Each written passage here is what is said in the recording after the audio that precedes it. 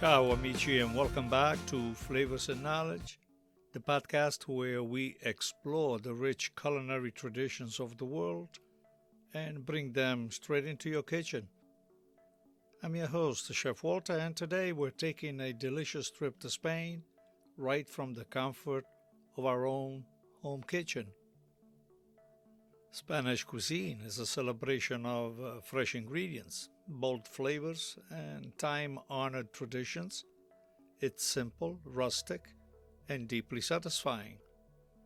Today, I'll be sharing some essential tips on how you can infuse the spirit of Spain into your daily cooking.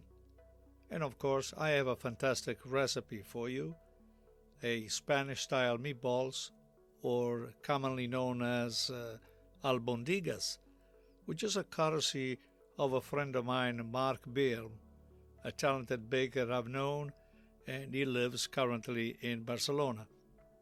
So grab your favorite glass of Rioja or maybe a sherry, and let's get started. Let's first concentrate on stocking up on essential ingredients. Before you cook Spanish food, you need to stock your kitchen with the right ingredients, of course. Spain's cuisine is defined by a few key staples. Extra virgin olive oil, which is the backbone of Spanish cooking. It's used for everything, frying, drizzling, dipping, and even desserts occasionally. Then we have the pimentón, or the Spanish paprika. This spice comes in sweet, smoky, and spicy varieties and adds a depth to dishes like paella and patatas bravas. Of course, you cannot talk about Spain without mentioning saffron, the heart of paella. A little bit goes a long way, but it's essential for that signature golden hue and the floral aroma that it imparts. Of course, seafood. Spain's coastal regions rely heavily on fresh fish and shellfish. And even if you are landlocked, sourcing good quality seafood can transport you to a seaside chiringuito. Next, the Spanish cheeses. Manchego, Mahon, Tetilla, and many more. Each region has its own specialties, perfect for tapas or a cheese board. Chorizo, the cured sausage that brings a smoky, spicy kick to stews, soups, and rice dishes. Garlic and onion, the foundation of Spanish cuisine. You'll find them in almost every dish, and it's commonly known as sofrito. Then we have sherry vinegar. A splash of this brightens sauces, marinades, and even the classic gazpacho. These are some of the ingredients on hand that you have to have in a kitchen, and if you do have them already with you in your kitchen, you are ready to cook at least some dishes with a Spanish influence. Now let's talk about mastering some iconic Spanish dishes. Let's begin with paella. This is Spain's signature rice dish, cooked to perfection in a wide, shallow pan. And the secret, achieving the crispy caramelized socarrat at the bottom. And that is the crusty portion of the rice that really gets stuck to the bottom of the paella pan and imparts an incredible flavor. Then we have the tortilla española, a simple yet delicious omelet made with potatoes and onions, cooked slowly for a silky texture. We have, of course, the gazpacho we talked about already, a refreshing cold soup made with the ripe tomatoes, cucumbers, peppers, and day-old bread. So it is a dish that I don't suggest unless you do have some wonderful tomatoes at hand. Next, we go to patatas bravas, crispy fried potatoes served over a spicy tomato sauce and a garlicky aioli. Then the fabulous croquetas, creamy breaded fritters filled with ham, chicken, or mushrooms.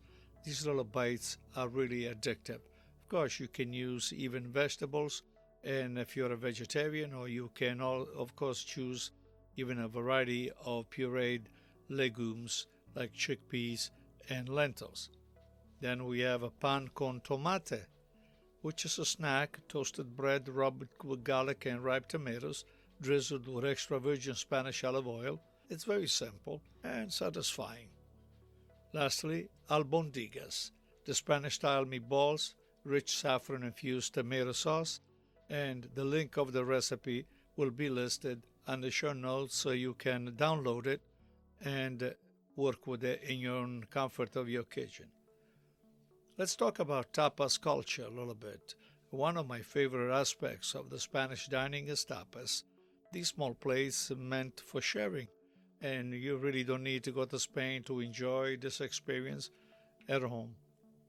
Try, for instance, some jamón ibérico or serrano, the thinly sliced and served with crusty bread. This is the counterpart of the Italian prosciutti, but in Spain. They are very different the way they are matured and seasoned. So jamón ibérico or serrano is referred to as prosciutto in Spain, but they are really different, and that requires a little bit of investigating on your part. Then there are marinated olives. You can toss them with orange zest, garlic and rosemary, pimiento de padrón, flash fried and sprinkled with salt. Most are mild, but every now and then you'll get a spicy one. Think of it as a Spanish roulette when it comes to these fried peppers.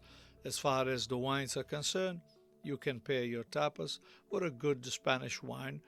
My to-go choices are Rioja, which is a robust red from Spain's most famous wine region, Albariño, crispy white from the Galicia region, which is perfect for seafood, Cava, Spain's sparkling wine, are great alternatives to champagne. So now that we've covered at least some basic ingredients and some dish suggestions, if you want to elevate your cooking experience, play some flamenco or Spanish guitar music while you cook, and trust me, it can make the flavor even better, and it changes your outlook on Spain altogether. So as I said, the albondigas recipe will be featured on the show notes. It's very simple to make. They are meatballs type, and they are served to the flavors are encased on the inside, and then it's simmered in saffron white wine sauce. And as I said, they're not complicated to do at all. My final thoughts: if you cook in Spanish isn't just about the ingredients, it's about embracing a way of life. It's about sharing meals, celebrating flavors, and enjoying the company of good friends and family. And if you want to take your love for Spanish cuisine to the next level, why not join me on one of my culinary and wine tours to Spain? We explore authentic food, meet passionate artisans, and of course eat and drink like locals. That is all for today, dear friends. If you enjoyed this episode, don't forget to subscribe to Flavors and Knowledge and share with your fellow food lovers. As always, eat well and stay curious. Ciao, ciao.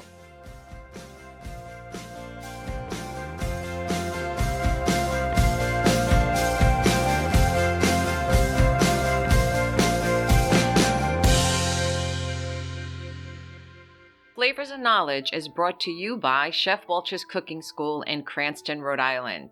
For classes, workshops, events, and programs, please visit our website at chefwalterscookingschool.com. For all other services offered by Chef Walter's Food Group, check out our main website, chefwalter.com.